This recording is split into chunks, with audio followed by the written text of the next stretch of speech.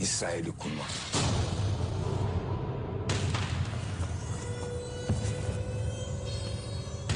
Biz hasta olacak çocuğu cephede bile öldürmeyip düşünen milletiz. Sabrederiz. Hata yaptığını anlar deriz. Sabrederiz. Adam olur deriz. Baktık olmuyor, gökten kurban inmesini beklemeyiz. Masumun tek teline dünyayı kurban ederiz.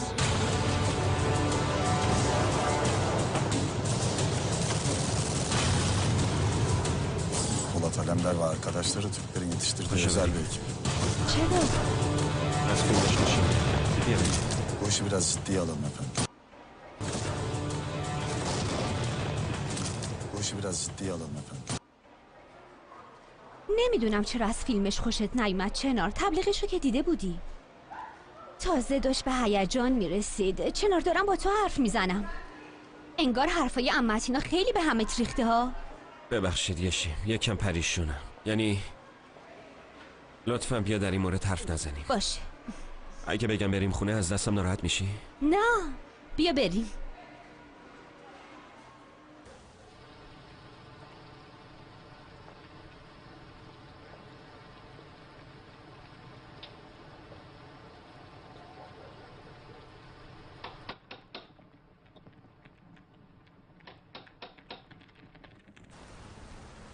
اجه در رو باز کن، میدونم تو خونه ای.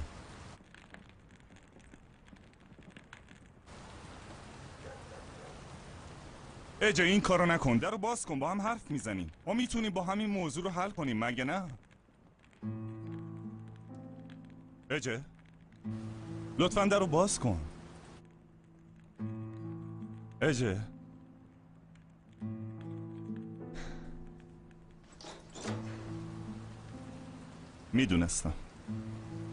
میدونستم که تو اینجا منو پشت در نمیذاری. چی میخوای مهمت؟ بذار بیام تو با هم حرف میزنیم. اجه خواهش میکنم اینطوری نکن. چی کار نکنم؟ نمیشه همه چیز اینجوری بینمون تموم بشه. تازه خودت گفتی که آدم باید برای زندگیش انگیزه داشته باشه. همه چیزو با یک کلمه حرف تموم نکنه اجه. اینقدر آسون همه چیزو خراب نکن. چی گفته واسه من آسونه؟ این که ندونی چی کار کنی، کجا بری و چطوری زندگی کنی خیلی سخته. تازه این رابطه رو تو تموم کردی نه من چنین کاری نکردم. من به تو نگفتم چنین تصمیمی گرفتم. درسته نگفتی، اما بعضی وقتا لازم نیست آدم حرفی به زبون بیاره. تو با رفتارت به من فهموندی ترجیح میدی کیو داشته باشی. منم متوجه شدم. من هیچ کس رو ترجیح ندادم اجه. تو گفتی از همسر جدا میشی ولی باهاش قرار شام گذاشتی. من همش منتظرم تو بین ما یه نفر انتخاب کنی، اما طوری رفتار میکنی که انگار قرار نیست هیچ اتفاقی بیفته. تو شهامت به هم زدن این ازدواج نداری مهمت.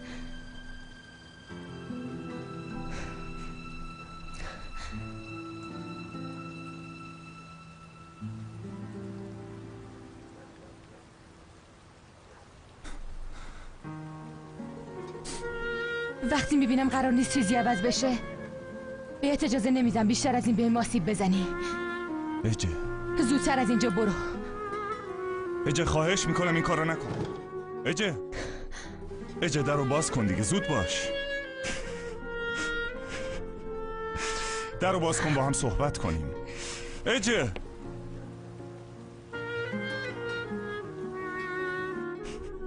لطفاً گوش کن. اجه این کارو نکن، در رو باز کن.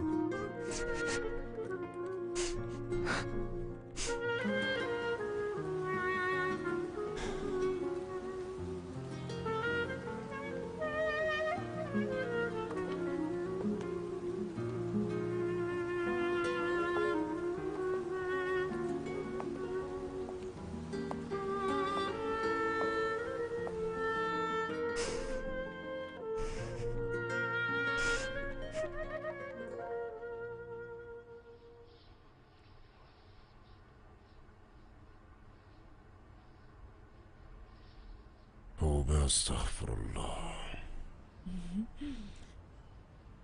چرا اینطوری حرف میزنین نجیب خان؟ چند ماهه که توی اتاق میخوابیم اما هنوز معذبین. خب دوران خوب عروسیمونو خراب میکنین. راستش هنوز با من مثل یه غریبه رفتار میکنین، در حالی که من به شما محرمم. شما انگار یادتون رفته که ما چرا ازدواج کردیم و خیلی زود تظاهری بودنشو فراموش کردیم. نمیخوام این حرفتون رو به دل بگیرم. از وقتی خواهرتون تشریف آوردن اعصابتون خیلی به هم ریخته.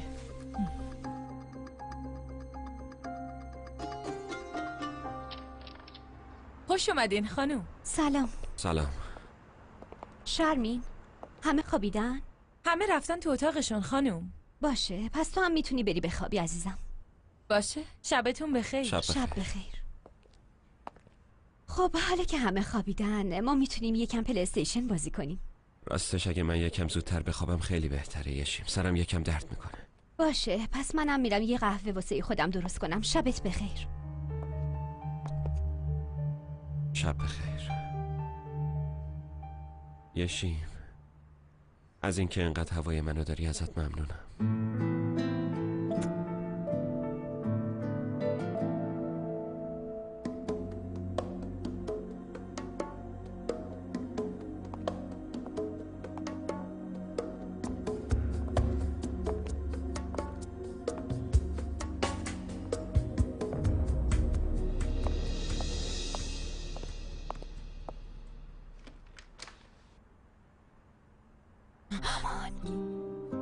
میشه بیای بیرون؟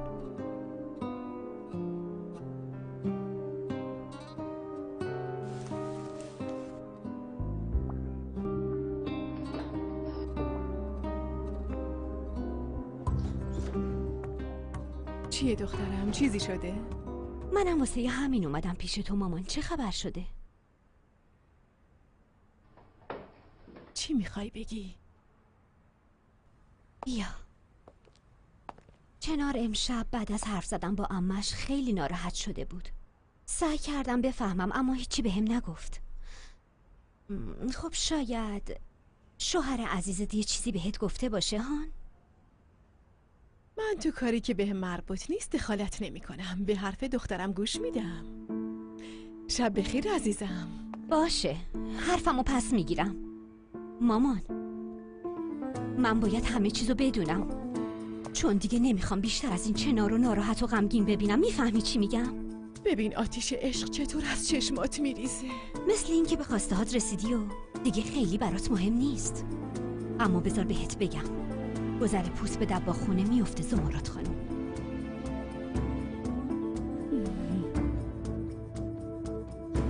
بریم خانم کوچولو. نمیخوای که تو راه رو با هم صحبت کنیم؟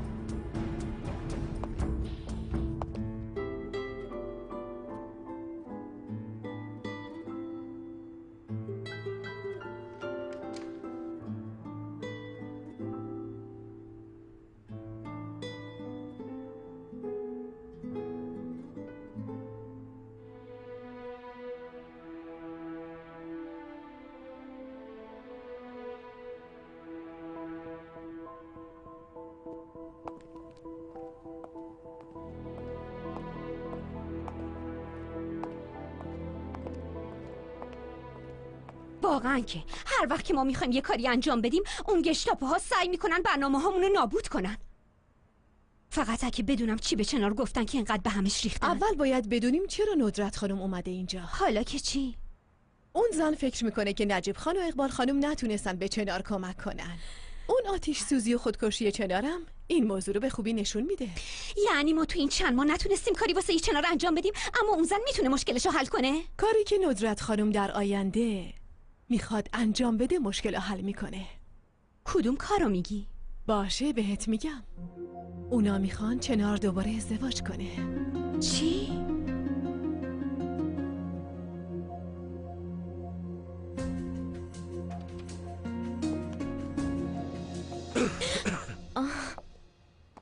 زهرا چی کار میکنی؟ ببخشید خیلی عذر میخواستم برم یه کمی آب وردارم اما در آشپزخونه بسته بود. حالا که میخوام برگردم توی اتاق خوابم. همین. باشه عیبی نداره. بیا بریم در آشپزخونه رو برات باز میکنم. نه زحمت نکشید، من برمیگردم به اتاقم. این چه حرفیه؟ چه زحمتی؟ بیا بریم. باید ازدواج کنه، درسته؟ چنارم بچه است و فوراً با این تصمیم موافقت میکنه. اون پیرمرد نجیب خان و اون اقبال خانم این کارو فقط به خاطر خودشون میکنن، نه به خاطر چنار. چون که اونا واسه یه جدا کردن چنار از من هر کاری میکنن. حتما بعدش هم میخوان برن از قیصریه یه دختر کلیو با خودشون بیارن، ها؟ چون هیچ نیازی به اومدن اون عمه خانم نبود. خودمون داشتیم به چنار کمک میکردیم. نیازی به ازدواج مجدد نبود. لازم نیست کسی رو با خودشون بیارن، چون ندرت خانم عروس آینده رو با خودش آورده. چی؟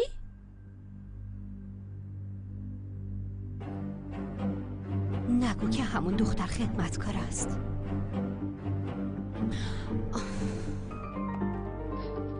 بیا.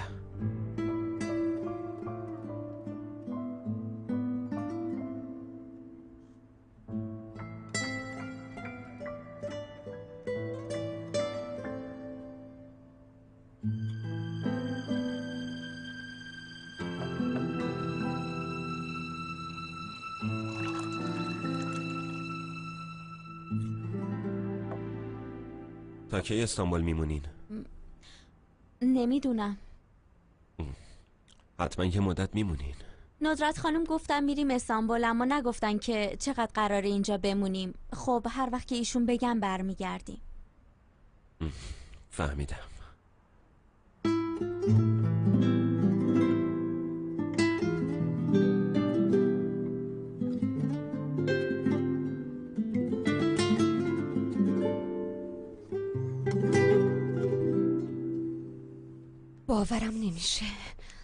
باورم نمیشه که اینقدر شورشو در آورده باشن. چنار حتی اگه اسلحه هم رو سرش بذارن ازدواج نمیکنه. یکم عقلتو به کار بنداز یشیم. این دختره خیلی واسه ندرت خانم اهمیت داره. این خانواده خیلی این دختره رو قبول دارن. این اولین چیزیه که باید بدونی. و دومین که نجیب خان در مقابل هیچ زنی به اندازه خواهرش مطیع نیست. خب پس منم میرم همه این چیزا رو به چنار میگم که البته اون خودش این پیشنهادو قبول نکرده. بیشتر از اینم نمیخوام به این چرندیات گوش بدم. یشیم عزیزم، آره چنار ازدواج قبول نکرده. حتی نمیدونه که اون دختر زهراست. باشه، پس فردا میرم پیش این دختره و بهش میگم که چه برنامه‌ای براش دارن. اونم میدونه که باید چی کار کنه. خوبه؟ خوب نیست. بعضی وقتا انگار اصلا دختر من نیستی. اینقدر احمقانه حرف نزن. اگه چنار بفهمه اون دختر زهراست نمیتونه به راحتی با این ازدواج مخالفت کنه. فهمیدی؟ پس باید طوری رفتار کنی که از هیچی خبر نداری. چرا؟ مگه قرار نیست همه بفهمن؟ نکنه از این میترسی که یه وقت شوهرت بفهمه تو اینا رو بهم گفتی؟ کی بهت گفته که من این چیزا رو از شوهرم شنیدم؟ من واسه خودم جاسوسای زیادی تو این خونه دارم. تازه اگه این چیزا رو نجیب خان بهم گفته بود به اعتمادش خیانت نمی‌کردم. اوه، میبینم که این ازدواج جلیو خیلی جدی گرفتی مامان. دهنتو ببند و چرندگو. امشب رفته بودم پیش دختره. اون از هیچی خبر نداره. خیلی ساده است. فکر میکنه خالش اونو واسه گردش آورده استانبول. واسه همینم نباید در این مورد به چنار چیزی بگی. یه جوری سعی کن به دختر نزدیک بشی و اونو منصرف کنی. فهمیدی؟ خیلی خوب، فکراتو واسه خودت نگه دار. یشین ببین چی میگم. بهت گفتم اونا نمیذارن به خواستت برسی و من میخوام کمکت کنم. گفتی همش تخیلات ذهنی منه، اما بعد چی شد؟ همین امشب خودت مخالفتشونو دیدی. خواهش میکنم عزیزم بذار کمکت کنم. نمیخوام بیشتر از این مانع تو بشن.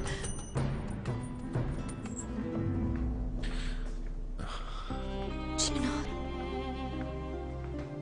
شب بخیر چنار. چی شده؟ ببینم این وقت شب داشتی با زهرا جایی میرفتی؟ نه، زهرا یکم آب میخواست اما در آشپزخونه بسته بود. منم در رو براش باز کردم. چی شده؟ شما رو از خواب بیدار کردیم؟ مادر و دختر داشتیم یکم با هم صحبت میکردیم. روزا اینقدر کار داریم که فرصتش پیش نمیاد. مگه نه عزیزم؟ میفهمم. خب من زهرا رو میبرم تو اتاقش تا گم نشه. بیا بریم.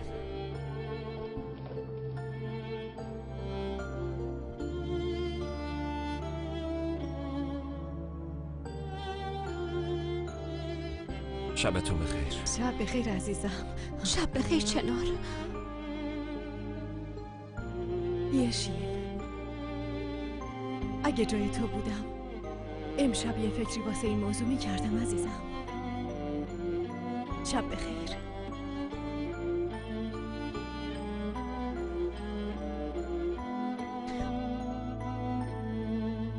خیلی بد شد.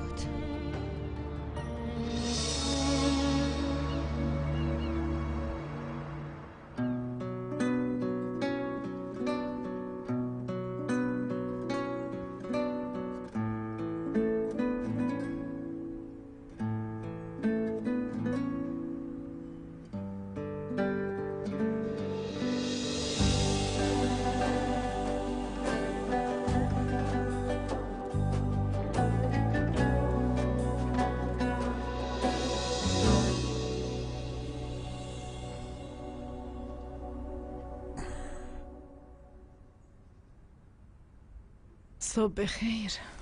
صبح بخیر. آفرین به شما. مثل ساعت عمل میکنین. هر روز دقیقاً همین ساعت بیدار میشین، بعدم حاضر میشین و میرین شرکت. ماشاءالله شما هم هر روز صبح که بیدار میشین یه مدل لباس میپوشین و میرین بیرون. همیشه بدون موافقت من به انجام شدن کارهایی که میخواین اصرار دارین. کاش که این همه انرژی رو صرف کارهای مهمتری میکردین. پر انرژی بودن منو دوست دارین؟ استغفرالله.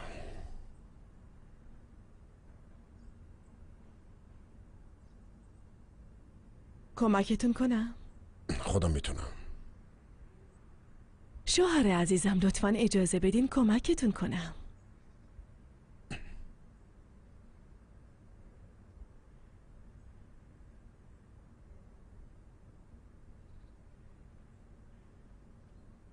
برنامه امروزتون چیه؟ چی باید باشه؟ مثل همیشه میرم شرکت.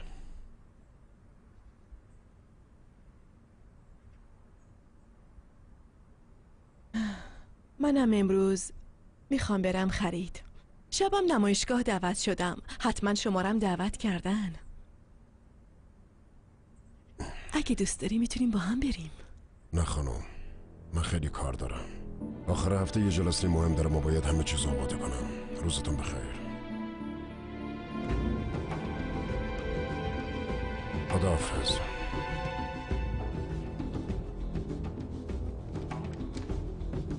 صبح بخیر نجیب خان. صبح بخیر دخترم.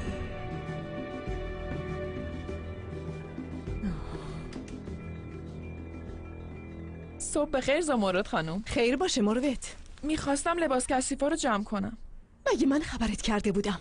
وقتی من هنوز تو اتاقم واسه چی میای تو؟ ببخشید زمرد خانم، نمیدونستم. اگه میخواین میرم بعدم میام. خیلی خوب باشه، نمیخواد. هر کاری میخوای بکن، زودتر برو.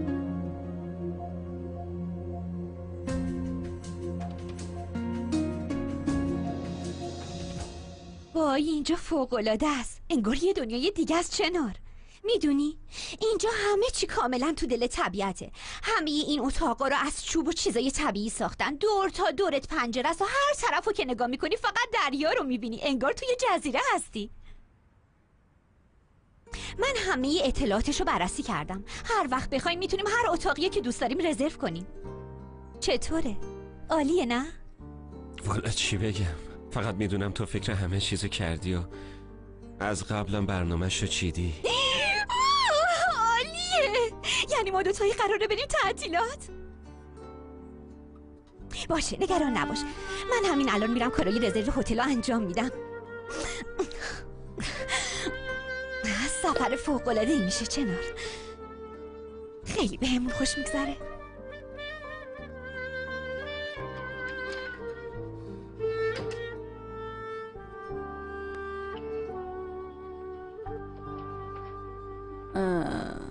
امروز روز تو زمرد خانم. صبح بخیر اقبال خانم. صبح بخیر. ببینم نقش تو از بر کردی یا نه؟ بله تمام اون چیزایی رو که نوشته بودین خط به خط حفظ کردم. یعنی الان حاضرم. خوبه. حالا خوب به حرفام گوش کن. امروز باید بری پیش یه روانکاو. روانکاو؟ چرا؟ برای اینکه با زمرد خانم روبرو بشی. اون امروز با روانکاوش وقت ملاقات داره. هر هفته میره پیشش. البته فایده نداره. گوش کن. این آشنایی خیلی خوب باید انجام بگیره. میفهمی که؟ میفهمم اقبال خانم. روز بزرگ رسیده. همینطوره. حالا بذار آدرس مطبشو برات بخونم تا یادداشت کنی.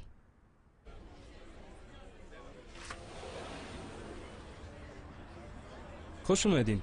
سلام. ببخشید اینجا خانم هستن؟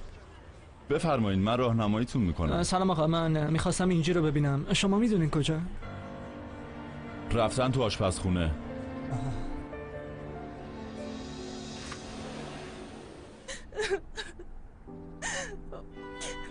ببخشید اینجاست؟ بله اون پشته. مرسی. اینجی چیه؟ چرا داری گریه میکنی؟ اخراج شدم. یعنی چی آخه؟ چرا؟ چیه؟ باشه بعدا حرف میزنیم. فعلا بهتر آروم باشی. بیا بریم بیرون یکم هوا بخور، بعدا با هم دیگه صحبت میکنیم. بیا بریم. الو. سلام شعله جون، میخواستم یه کاری برام انجام بدی. تو شماره اون آژانسی که ما همیشه ازش بلیط میگیریم و داری؟ میشه یه زنگ به اونجا بزنی و 2 تا بلیط برام رزرو کنی؟ میخوایم بریم مالدیو. اگه ممکنه تو اولین پروازی که جاداش برامون بلیط بگیر، چون هر چه زودتر میخوایم بریم. لطفاً این کارو همین امروز انجام بده. همین الان بهشون زنگ بزن. میخوام یه تعطیلات خیلی خوب داشته باشم. واسه همین هر کاری که میتونی انجام بده. باشه عزیزم؟ میبوسمت. فعلا خداحافظ. صبح بخیر. صبح بخیر. وای معذرت میخوام، چیزیتون که نشد. خیلی داغ بود. من باید عذرخواهی کنم عزیزم. دیروز غذا، امروز چای. اما چی کار کنم؟ من اینطوریم دیگه. وقتی یه مزاحم جلوم باشه باهاش برخورد میکنم. خب خسته نباشی عزیزم.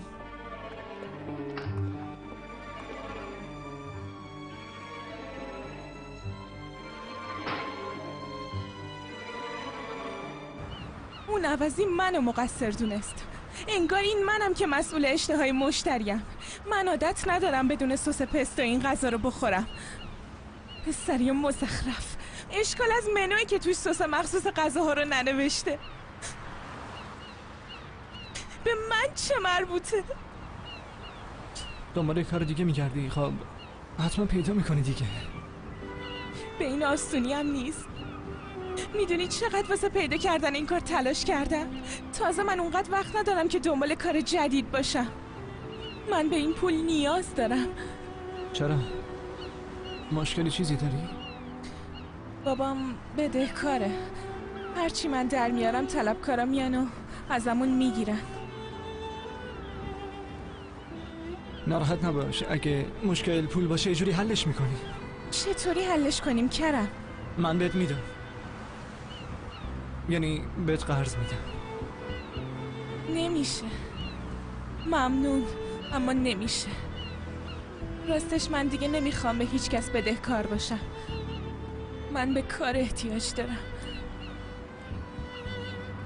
تو رو خدا ناراحت نباش. من یه کاری برات انجام میدم.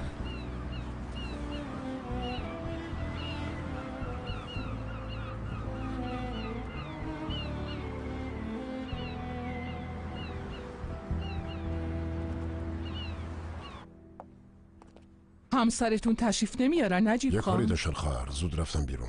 اول صبحی چه کاری داشتن؟ نمیدونی. میشه یه مرد ندونه که زنش کجا رفته و چی کار میکنه؟ معلوم نیست خانم الان کجا رفته؟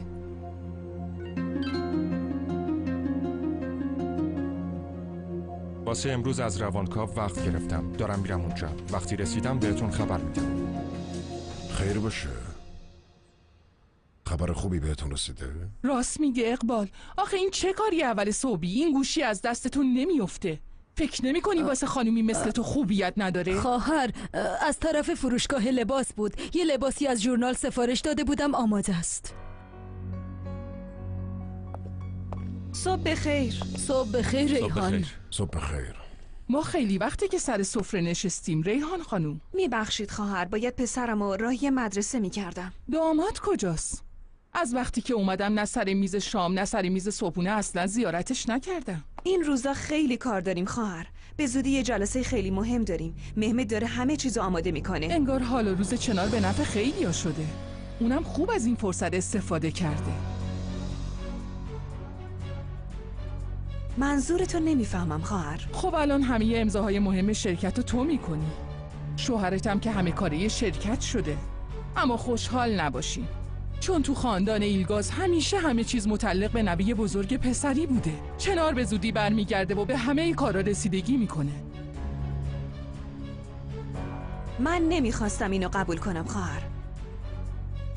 چنار خودش ازم خواهش کرد جای اونو بگیرم. در مورد گذشته حرف نزدم، در مورد آینده صحبت میکنیم. این مسئله باید مشخص میشد. صبح بخیر. صبح بخیر. تو این خونه ساعت صبحانه خوردن معلوم نیست. هر کس هر وقت دلش میخواد میاد و میگه صبح بخیر. ممنون دخترم، بیا بشین صبحونتو بخور. من دیشب و تا صبح بیدار بودم. باید یه کاری آماده میکردم، وگرنه خیلی دوست داشتم زودتر بیام و شما رو ناراحت نکنم. چی رو باید آماده میکردی دخترم؟ عمو جان، من تصمیم گرفتم واسه عوض شدن روحیم برم یه سفر. فکر خوبی کردی. بعد از این جریان برات خوبه که یکم آب و هوات عوض بشه. وقتی هم برگشتی میتونی دوباره برگردی سر کارت. درسته. چنار، میتونی یکم به خودت استراحت بدی و ذهنتو آروم کنی. راستش من قرار نیست تنهایی برم.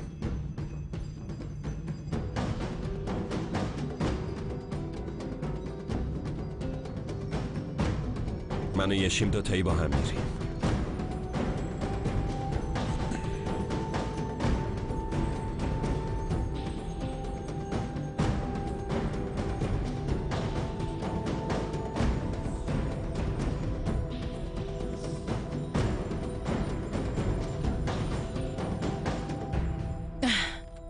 خوش اومدید زمرد خانم. خیلی ممنون. حالتون چطوره؟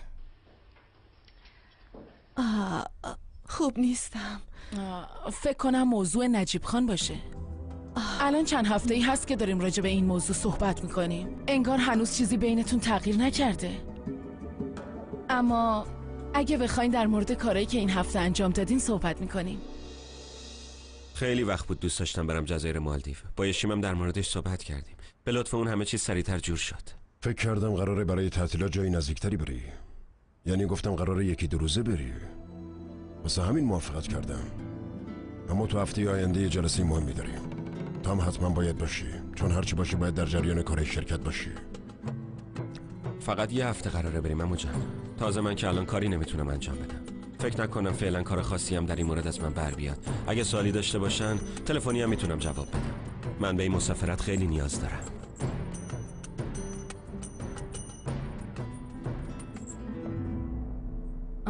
پس کار تو چی میشه دخترم؟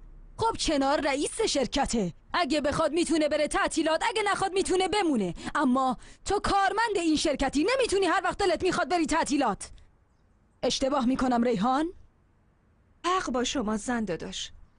خب ما وقت زیادی نداریم یشیم. میدونی که باید طرحهای جدید و زودتر برای اجرا بفرستیم و در ضمن باید تاییدم بشن. میدونم، اما من کارای خودم رو انجام دادم، کارای دیگرم با همکارام هماهنگ کردم. مشکلی پیش نمیاد. که هماهنگ کردی؟ تو دنبال مد و لباس و سفر تفریحی هستی؟ اون وقت کارمندا باید کارای تو رو انجام بدن، درسته؟ اقبال، نجیب، بس کنین دیگه. نمیشه که همش با تصمیم و نظر این بچه ها مخالفت کرد. اونا کاری که میخوان انجام بدن و با شما در میون گذاشتن. بذارین هر کاری که دوست دارن و انجام بدن. درسته که اونا بچه های شمان، اما اونا هم آدمن. یعنی اگه یه همچین قراری گذاشتن حتما خودشون فکر همه چی رو کردن. اما خواهر یکم صبور باش عروس، صبور باش. راستش خیلی داری سخت میگیری. راضی کردنت اصلا آسون نیست. تازه ما دیشب خواسته خودمونو به چنار گفتیم. از این به بعد ما منتظر تصمیم اون هستیم.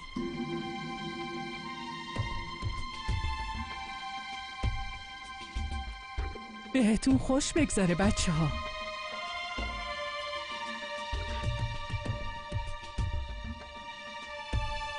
ممنونم عمو جان.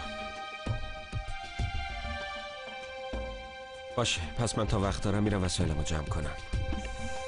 خب منم با اجازه رئیس بزرگ طرحهای جدید خودم هفته آینده تو جلسه ارائه میدم. نوش جان اقبال خانم جون. خب حالا که اونا دارن میرن تعطیلات، بهتره که منم زودتر برم سر کار تا شرکت بیشتر از این بی صاحب نمونه.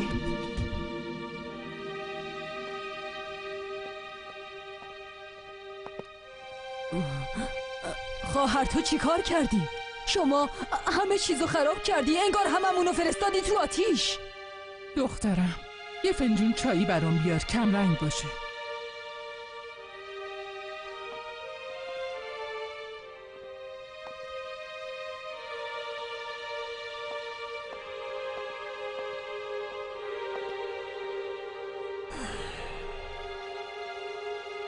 من از کی تا حالا باید واسه حرفی که میزنم به شماها جواب پس بدم؟ این چه حرفی خواهر؟ مگه ما دیشب صحبت نکردیم و قرار نشد چنار رو راضی کنیم؟ بذارین برن خودشونو واسه این سفر حاضر کنن. اما وقتش که رسید هیچ کس هیچ جا نمیره.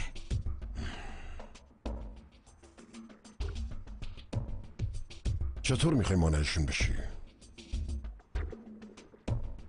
یه فکری دارم. اون همیشه رفتارش همینطوریه، مگه میشه آدم اسیر نفسش نشه؟ یعنی وقتی اینطور بی اهمیت رفتار میکنه واقعا دیوونه میشم. چطور؟ یعنی شما میخواین بهتون توجه کنه؟ نه عزیزم، اون اصلا همتیپ من نیست. راستش رابطه ما رابطه ای نیست که فکر میکنید. خب پس چطوریه؟ یعنی تا امروز تمام مردایی که تو زندگی من بودن یه جورایی ازم سوء استفاده میکردن، یه هدفی داشتن. شوهرم کمال به خاطر اجتماعی بودن و قوی بودنم منو میخواست. شفیق دنبال پولم بود. برادرم به خاطر موقعیتم در کنارم بود. اما نجیب اینطوری نیست. اون فرق میکنه. هیچ انتظاری از من نداره. در واقع مرد مستقل و خودساخته ایه. همیشه حواسش به من هست. مطمئنم به هم توجه میکنه، اما وقتی باهاش حرف میزنم اینو انکار میکنه. اشتباهاتمو گوشزد میکنه، نصیحتم میکنه. تا وقتی که لاله مرد اصلا اونو به این خوبی نشناخته بودم. طوری رفتار میکرد که انگار دختر خودش فوت کرده. با هم دردی میکرد. میدونید اگه نجیب نبود من اینقدر زود خودمو پیدا نمیکردم. میدونید که اون شما رو به هم معرفی کرد. نمیدونم، انگار با همه فرق میکنه. انگار من یه پدر دارم یا مثلا یه برادر بزرگتر. حس خیلی خاصی دارم. خب به نظر شما این عجیب نیست؟ زمرد خانم، میخوام یه سوالی بپرسم. شما قبلا گفته بودین بین نجیب خان و اقبال خانم رابطه احساسی وجود داشته. به نظر شما ممکنه نجیب خان هنوزم به ایشون علاقه داشته باشه؟ نه جانم، یعنی فکر نکنم. خب راستش قبلا همدیگر رو دوست داشتن، اما راستش نمیفهمم چطور اون زن رو دوست داشته. آخه اون زن اصلا جاذبه ای نداره. اما خب نمیدونم. والا من که دیگه نمیدونم چی کار کنم. به خدا از بس فکر کردم دیگه عقلم به هیچ جا قد نمیده. به جای قرقر کردن کاری که میگم و انجام بده. خواهر انگار تو هنوز دختر این زمرد خانمو نشناختی. به خدا این دختر یه بیششم رو شیطونم درس میده. انگار اونا بدجوری شما رو ترسوندن. بی دلیل نیست که انقدر روتون سوار شدن. کی اینو گفته خواهر؟ اقتدار خونوادگی ما اینه. نه پسرتون از شر اون دختر حفظ میکنین، نه میتونین کاری کنین دختره دست از سر پسرتون برداره. وقتی منم یه راه حل پیدا میکنم اینطوری میکنین. اما نه، چشم منم ترسیده. بذار هر چی که میخواد بشه خودتون میدونین. نه نباید جا بزنین خواهر. اگه میخواین مانعشون بشین. مگه تو این وضع چاره دیگه ای هم داریم؟ اگه شما یکم بیشتر با رفتنشون به این سفر مخالفت میکردین و نمیگفتین کار به اینجا نمیکشید نجیب خان. اگه من بیشتر اصرار میکردم چنار قبول نمیکرد. انگار نمیشناسینش. تازه اگه کاری کنیم که اون در مقابلمون جبهه بگیره اوضاع بدتر میشه. اون وقت دیگه نمیتونیم جمعش کنیم. اگه این برنامه رو به هم نزنیم چنار رو از دست میدیم. اون وقت دیگه به حرفمون گوش نمیده. شما حتما جلوشونو میگیرین نه؟ من به داداشم اعتماد دارم.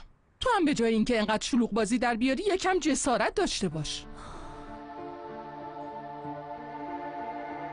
ما باید هر طور شده جلوی این کارو بگیریم. فقط همین. خب در این مورد ممکنه شما به نجیب خان حسادت کنین. حسادت؟ نه جانم دیگه چی؟ نه قطعا همچین چیزی نیست. خب من فقط اینو گفتم تا بگم چه حسی در موردش دارم. معلومه که حسادت نمی کنم. بسیار خوب زمرد خانم، جلسه این هفتمون تموم شد، اما به نظرم باید خیلی دقیق تر در این مورد صحبت کنیم. ما تازه شروع کردیم، چقدر زود گذشت. آدم وقتی داره در مورد چیزایی که ناراحتش کرده حرف میزنه اصلا متوجه گذشته زمان نمیشه. درسته؟ بسیار خوب. پس تا هفته آینده خدا نگهدارتون. خیلی ممنون. خداحافظ. خداحافظ.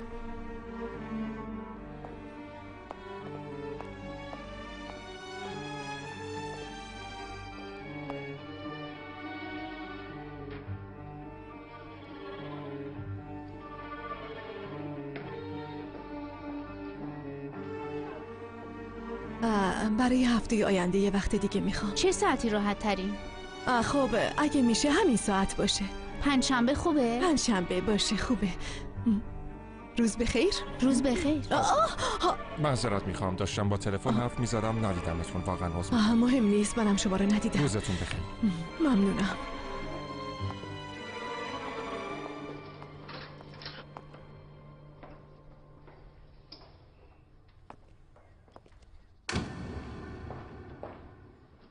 ممنون دخترم. خب تو هم برو حاضر شو. حالا که اومدیم اینجا میخوام ببرمت گردش. چشم خاله جون. راستی خوب به حرفای من فکر کنین، وقتی برگشتم دوباره صحبت میکنیم.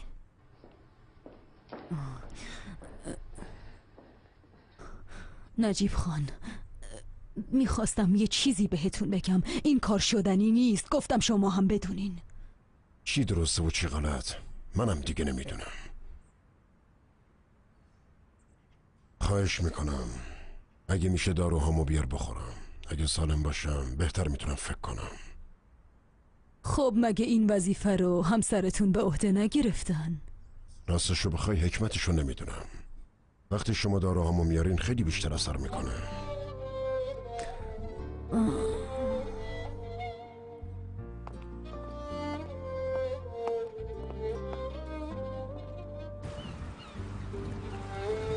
خب در این مورد ممکنه شما به نجیب خان حسادت کنین.